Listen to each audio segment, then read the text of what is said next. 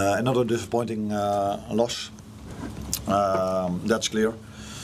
Another game similar to the Palace game, although the game was completely different because the playing style of both teams are completely different, but not similar to the Palace game, where in the first half I think we played not our best football, but still were able to create 3 big chances.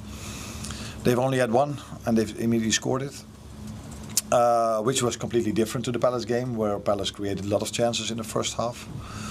And the second half performance, like in Palace, I liked. We've created more than enough chances to score more than 1 goal last week and today.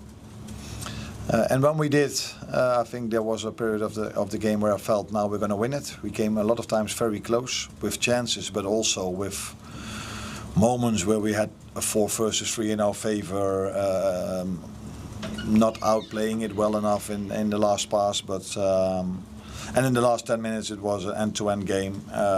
Both teams could have won it, and we didn't, and Chelsea did. Any complaints on the penalties?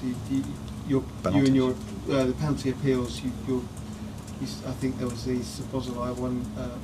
There was there's one in the first half and in the second half. Your bench and you were protesting to the referee.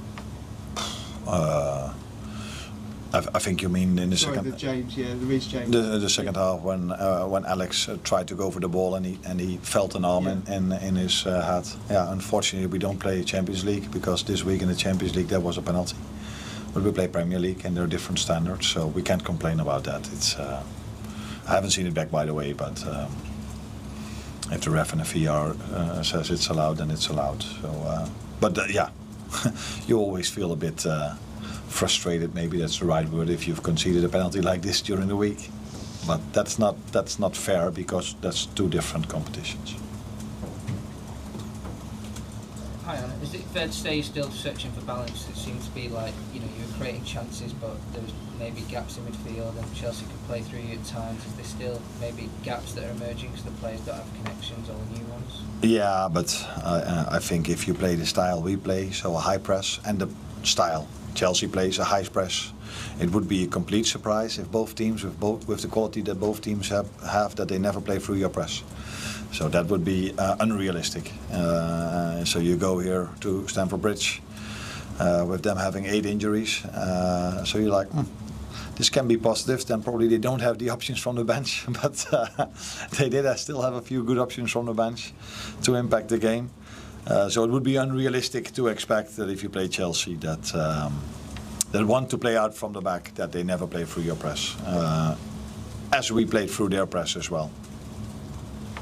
Do you think that Alexander Isak and Mo Salah are building a connection? The front 3 maybe didn't always connect at times, especially in the first half? The more they play together, the more they will connect. But the first half, what we had to do better, and I think that's what you saw in the second half. Already a little bit from the start, but especially after I had to take Konate off because he felt his quad. When Ryan started to play in that position, we were able to get our attackers much more in promising situations, much more than the first half. So for me, it wasn't the disconnection or the time we need for the forwards to do better. I think the first half was mainly that we had to do better in build-up, and that's what we did. More and more in the second half, and that's why we created also so many good moments, chances, and moments that we could have created much more.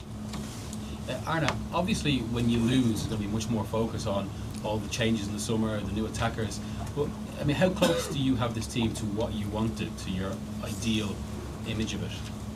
I think you're never close to your ideal.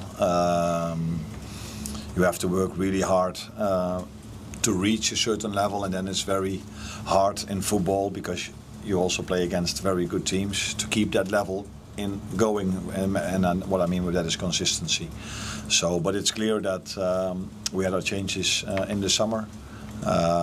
Players came in different moments. Last week there's hardly been any training time, and still we need to try to bring these players in. And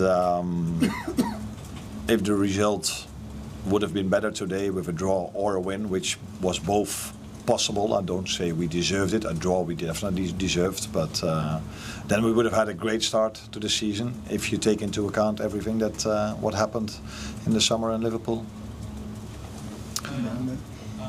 Can you tell us what happened to Konate, and is it a big injury? I don't know if it's a big injury, but what I do know is that he limped. Is that the right English word? A little bit. And when I asked him, he said, "Yeah, I feel my quad a little bit." I said, "Okay." But then for me, all alarm bells go off because in another sprint, then you never know if that is going to go good. Is that the way to say it? So it was already also a substitution that I had in mind, maybe for a few minutes later or a little bit later, because the right centre back had a lot of ball possession, and we needed to create from that position, and we all know that Ryan is quite good in that.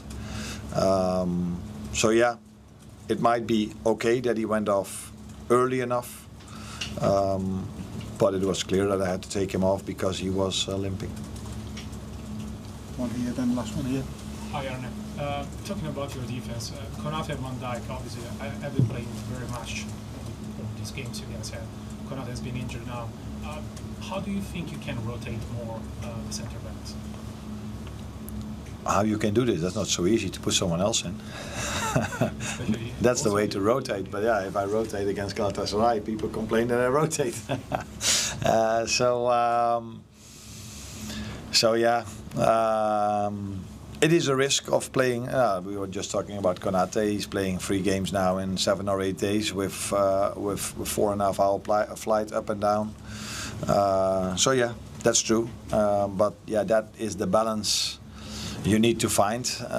Playing a tough game against Palace that play only long balls, and every ball, every corner kick is dangerous.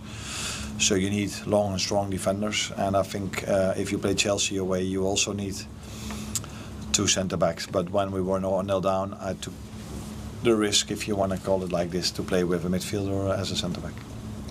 Hi Arne, I know you mentioned in midweek about resting Mo Salah and the minutes he's had, but today he seemed to snatch at a couple of chances. Do you think the team are kind of missing that clinical cutting edge from him in this sort of moment? Yeah, now that's then interesting. So did he create today so much because he didn't play during the week, or did he miss the chances because he missed a bit of sharpness that he could have had if he would have played against Galatasaray? We will never know. What I like is that we brought him many times in the position he would like to be in, and I would like him to be in, because he's shown in his career and since I'm here that in those positions he can score goals. And I think today he had many opportunities to do what he's done so often, but yeah, he's a human being, and it's not like every chance he gets is always a goal. We feel sometimes it is because what he's done last season and so many times, but yeah, he can also have a game where he has where he has chances and a lot of times in promising positions and don't have a goal or an assist.